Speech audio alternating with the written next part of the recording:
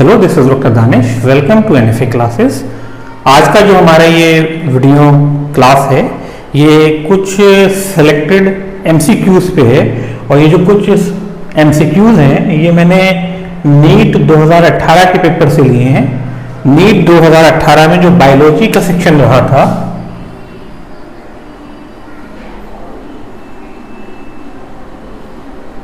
ठीक है, नीट 2018 में जो बायोलॉजी का सेक्शन रहा था उससे कुछ 4 to 5 मैंने यहाँ पे लगभग एमसीक्यूज ले लिए हैं और ये जो एमसीक्यूज हैं कि उन वीडियोस पे बेस्ड हैं जो मैंने अभी तक पोस्ट किए हैं, जो अभी तक मैंने अपलोड किए हैं। ठीक है, तो मैं 1 by 1 इसको पढ़ता हूँ और आपसे थोड़ा पॉज देके आपसे क्वेश्चन करूंगा। आप सोचिएगा, अगर आपको इसका आंसर आता है तो आप इसे सेल्फ रिप्लाई कीजिएगा जहां पे आप ये देख रहे हैं वीडियो।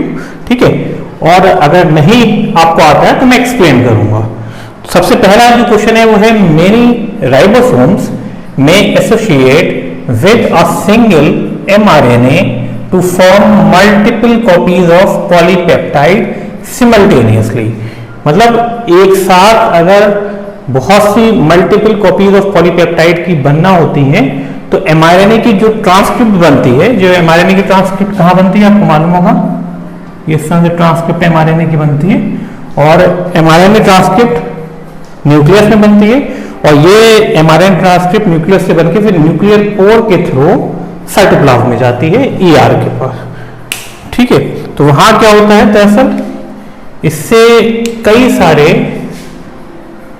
जब मैंने आपको ये वीडियो बनाया था, कई सारे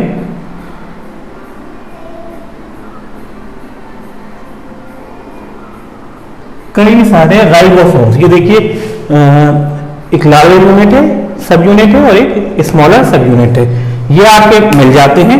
तो ये जो पोर्शन कहलाता है यानी कि हमारे ट्रांसक्रिप्ट और इस पे बहुत सारे राइबोसोम्स आपके अटैच हो जाएंगे यूकैरियोटिक सेल्स में, ATS होंगे। ठीक है, तो इस स्ट्रक्चर को, इस स्ट्रिंग को, such string of ribosomes are termed as, उसको क्या नाम दिया जाता है।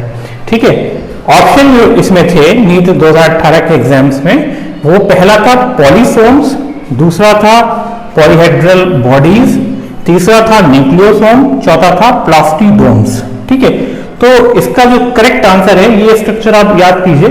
ये मैंने जब राइबोसोम की वीडियो पोस्ट की है तो उसमें ये बना हुआ भी है, इस तरह से मैंने इसकी एक इलस्ट्रेशन डाला है। इलस्ट्रेशन में इसको पॉलीसोम्स के नाम से दिखाया है कि इसका नाम पॉलीसोम होता है, यानी कि mRNA ट्रांसक्रिप्ट पे बहुत सारे आपका राइबोसोम्स अटैच हो जाते हैं और वो एक साथ सिमल्टेनियस, मतलब एक साथ बहुत सारी, मतलब मल्टीपल कॉपीज ऑफ पॉलीपेप्टाइड बनाते हैं। वो पॉलीपेप्टाइड की कई सारी कॉपीज बनाते हैं, तो उस स्ट्रक्चर को, उस स्ट्रिंग बेटेड स्ट्रिंग स्ट्रक्चर को हम पॉलीसोम कहते हैं। ठीक है, तो इसका आंसर होगा पॉलीसोम।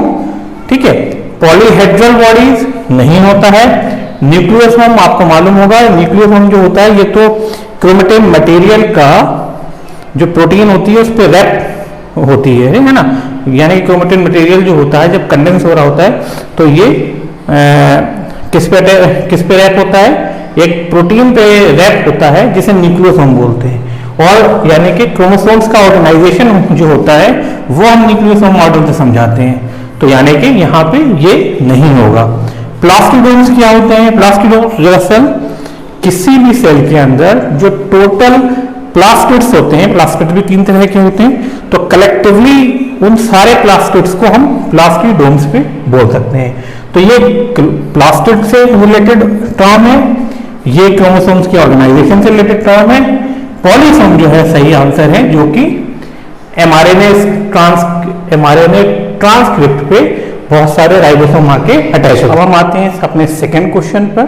ठीक है, सेकेंड जो MCQ है वो है विच of the following events doesn't occur in rough endoplasmic reticulum, यानी कि रफ एंडोप्लाज्मिक रेटिकुलम में नीचे दिए ये 4 जो इवेंट्स हैं इनमें से कौन सा नहीं होता है। ठीक है, पहला है प्रोटीन फोल्डिंग, ठीक है, दूसरा है प्रोटीन ग्लाइकोसाइलेशन, तीसरा है फॉस्फोलिपिड सिंथेसिस, चौथा है cleavage of signal peptide.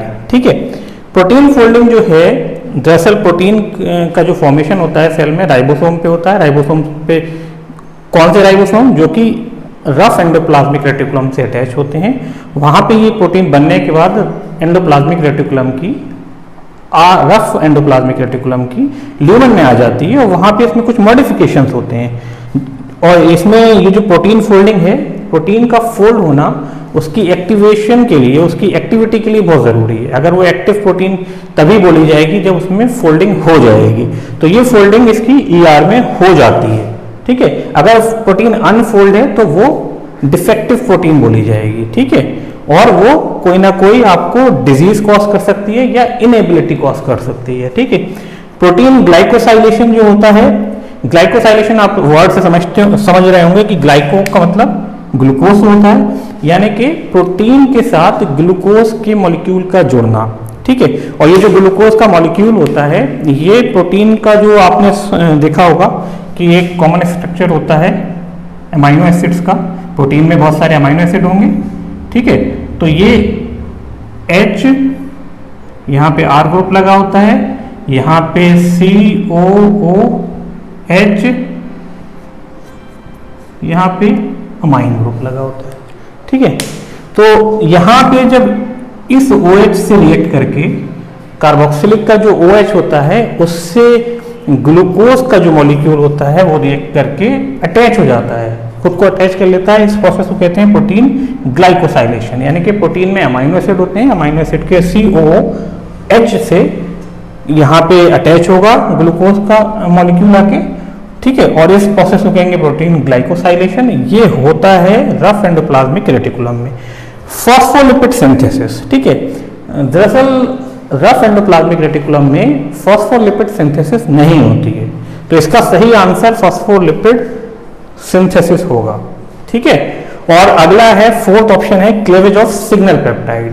Signal peptide जो होता है वो अप्रोक्सीमेटली 25 अमीनो एसिड्स का एक चेन होती है जो सिग्नल देती है, सिग्नल के लिए की तरह काम करती है। और इसमें इसका जो सिग्नल पेप्टाइड का एंड होता है, ठीक है, जहां पे ये एंड खत्म हो रहा होता है सिग्नल पेप्टाइड का ये सीक्वेंस, वहां पे एंड पर ही एक क्लेवेज साइट होती है, ठीक है, जिसको हम क्लेवेज ऑफ सिग्नल पेप्टाइड कहते हैं। यानी कि अगर कोई क्लेवेज होगा तो सिग्नल पेप्टाइड में उसके एंड पर जो क्लेवेज साइट होगी वहां पर होगा और उसको हम कहेंगे क्लेवेज ऑफ सिग्नल पेप्टाइड। तो ये रफ ईआर में होता है, ठीक है। तो सही answer phospholipid synthesis rough ER में नहीं होती है। थर्ड एमसीक्यू है, the Golgi complex participates in. Golgi complex किस में पार्टिसिपेट करता है? पहला है फैटी एसिड ब्रेकडाउन, ठीक है। दूसरा है formation of secretory vesicles. Golgi complex देखिए, आप जब मैंने आपको समझाया था तो आपको बताया था कि ये सिस्टर नहीं होंगी, इस तरह की सिस्टम नहीं होती है। सिस फेज होता है और ट्रांस फेज होता है। तो ट्रांस फेज से आपने देखा होगा ये सर्कुलर आपको वेसिकल इससे इमर्ज होती हैं और ये इसमें प्रोटीन की पैकिंग होती है, प्रोटीन पैक्ड वेसिकल्स होती हैं और ये अपने डेफिनेशन को जाती हैं। तो सबसे जो इसका जो सही और तीसरा जो ऑप्शन है वो है एक्टिवेशन ऑफ अमाइनो एसिड और रेस्पायरेशन इन बैक्टीरिया। तो इसका जो सही आंसर होगा वो होगा फॉर्मेशन ऑफ सिक्रेटरी वेसिकल। ये मेन चीज है इसकी। सिस्टर्नी से इमर्ज होके कौन सी वेसिकल बनेंगी? सिक्रेटरी वेसिकल्स बनेंगी जिसमें प्रोटीन पैक्ड होंगी, ठीक है, और ये डिफरेंट डेस्टिनेशंस को जाती हैं। फैटी एसिड का ब्रेकडाउन नहीं होता है। एक्टिवेशन ऑफ अमाइनो एसिड, देखिए एक्टिवेशन ऑफ अमाइनो एसिड किस इवेंट को कहते हैं या मैं थोड़ा सा आपको यहाँ पे ब्रीफ में बता दूं कि जब अमाइनो एसिड बहुत सारे होते हैं, जब टीआरएनए से अटैच होते हैं तो उस प्रोसेस को कहते हैं, यानी कि जब ट्रांसलेशन प्रोसेस हो रहा होता है और प्रोटीन बन रही होती है, पॉलीपेप्टाइड चेन बन रही होती है और तब अमाइनो एसिड के जो मॉलिक्यूल हैं जब वो अटैच होते हैं टीआरएनए से, तो इस प्रोसेस को कहते हैं एक्टिवेशन ऑफ अमाइनो एसिड्स, ठीक है। तो ये नहीं होता है गोल्गी कॉम्प्लेक्स में। रेस्पायरेशन इन बैक्टीरिया के लिए रिस्पॉन्सिबल नहीं है, यानी कि बैक्टीरिया में रेस्पायरेशन गोल्गी कॉम्प्लेक्स में नहीं होता है, गलत है ये। चौथा एमसीक्यू है, विच of the following is true for nucleolus. Nucleolus आप समझते हैं, जो न्यूक्लियस होता है उसके 4 कंपोनेंट होते हैं, membrane, nucleo membrane, nucleoplasm, chromatin material और न्यूक्लियोलस। और जब ये सेल डिवाइड करना शुरू करती है, जब सेल डिवीजन में जाती है, प्रोफेज में ही ये डिसअपियर हो जाता है न्यूक्लियोलस, ठीक है, और फिर ये रीअपियर होगा टीलोफेज में, ठीक है। तो ये इसमें क्या लिखा है कि which of the following is true for nucleolus. Nucleolus के लिए क्या सही है? Larger nucleoli are present in dividing cell. तो डिवाइडिंग सेल में पहला ही लिखा है कि लार्जर न्यूक्लियोलाई होते हैं, पर ये गलत है, क्योंकि मैंने आपको बता दिया प्रोफेज में जब सेल डिवीजन में के पहले ही स्टेज में ये डिसअपियर हो जाते हैं, तो लार्जर होने का सवाल ही नहीं उठता है, तो ये नहीं होगा। It is a membrane bound structure. Nucleolus एक ऐसी स्ट्रक्चर है न्यूक्लियस के अंदर जो मेम्ब्रेन बाउंड नहीं होता है, ये आयन की वजह से ही इंटैक्ट रहता है, सर्कुलर इसका शेप होता है, ठीक है। It is a site for active ribosomal synthesis. Ribosome की सिंथेसिस की ये एक्टिव साइट है, तो ये आंसर सही है, क्योंकि न्यूक्लियोलस जो है वो उनका जो फंक्शन आप जब पढ़ेंगे तो उसमें आप ये पढ़ेंगे कि राइबोसोम का निर्माण करते हैं, तो ये एक्टिव राइबोसोमल सिंथेसिस के लिए रिस्पॉन्सिबल होते हैं। अगला फोर्थ इसका ऑप्शन था, it takes part in spindle formation. तो स्पिंडल फॉर्मेशन के लिए मैंने आपको बता दिया है कि माइक्रोट्यूब्यूल रिस्पॉन्सिबल होते हैं, ठीक है, और ये इनके लिए एक माइक्रोट्यूब्यूल ऑर्गेनाइजिंग सेंटर्स होते हैं जो सेंट्रोसोम पे भी हो सकते हैं, और प्लांट में ये इसको ऑर्गेनाइज करने के लिए सेल वॉल जिम्मेदार होती है। फिफ्थ एमसीक्यू जो है वो है the stage during which separation of the paired homologous chromosomes begins, ठीक है, यानी कि आप ये समझें द स्टेज, आपको वो स्टेज बताना है ड्यूरिंग विच जिसके दौरान सेपरेशन होता है पेयर्ड होमोलोगस क्रोमोसोम्स का। तो पेयर्ड होमोलोगस क्रोमोसोम पहले कब बनते हैं? माइटोसिस में बनते हैं या म्यूसिस में बनते हैं? तो ये म्यूसिस में बनते हैं। म्यूसिस में होता है क्या है, जो आपकी प्रोफेज होती है उसकी 5 सब स्टेजेस होती हैं, और ठीक है, तो एक इसमें आपकी डिप्लोटीन होती है, ठीक है, मैं शुरू से बताता हूँ, इसका इस तरह से होती है। एक तो लेप्टोटीन होती है, ठीक है, जाइगोटीन होती है, पेचाइटीन होती है, डिप्लोटीन होती है और डायकाइनेसिस होती है। तो ये जो क्रोमोसोम बाइवेलेंट का फॉर्मेशन करते हैं, तो ये म्यूसिस की प्रोफेज में होता है और उसमें भी जाइगोटीन में होता है, जब क्रोमोसोम्स आके इकट्ठे होते हैं और पेयर का फॉर्मेशन करते हैं, जिसे होमोलोगस पेयर ऑफ क्रोमोसोम्स कहते हैं, क्योंकि वो सेम लेंथ और सेम साइज के होते हैं, ठीक है। पर वो आ गए, इकट्ठा हो गए, और फिर उसके बाद क्या होता है, पेचाइटीन में फिर क्रॉसिंग ओवर होता है, और जब क्रॉसिंग ओवर हो जाता है, क्रॉस ओवर कर लेते हैं इनके कंपोनेंट, इनके जो पार्ट होते हैं क्रोमोसोम के एक दूसरे के ऊपर चले जाते हैं, फिर ये क्रोमोसोम का जो बाइवेलेंट होता है ये सेपरेट होता है। जैसे यहाँ पे ये इस तरह से हो गया, क्रॉसिंग ओवर हुआ, क्रॉसिंग ओवर में क्या होगा, ये रेड वाला कैप इस पे आ गया, ग्रीन पे, ग्रीन वाला इस पे आ गया, बाइवेलेंट अभी है, फिर ये सेपरेट होंगे, यानी कि ये जो पेयर ऑफ क्रोमोसोम है ये सेपरेट होगा, ठीक है। तो ये बिगिन कब होता है, शुरू कब होता है? तो ये 2 स्टेजेस में आपको बहुत अच्छे से दिखता है। मैंने म्यूसिस की खूब स्टडी की है, पूरा पीएचडी थीसिस जो था म्यूसिस पे थी, म्यूसिस पे बेस्ड थी, साइटोजेनेटिक्स पे बेस्ड थी।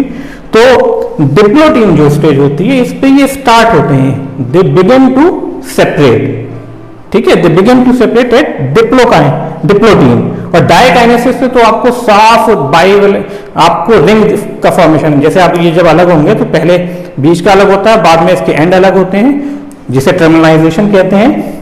तो ये डायकाइनेसिस पे अच्छे से आपको रिंग दिखते हैं, बाइवेलेंट रिंग दिखेगा, टेट्रावेलेंट अगर बन गया है, कोई एब्नॉर्मलिटी है तो वो भी अच्छे से दिखेगा, ठीक है। तो इसका आंसर जो है बिगिन कब करते हैं, ये डिप्लोटीन पे।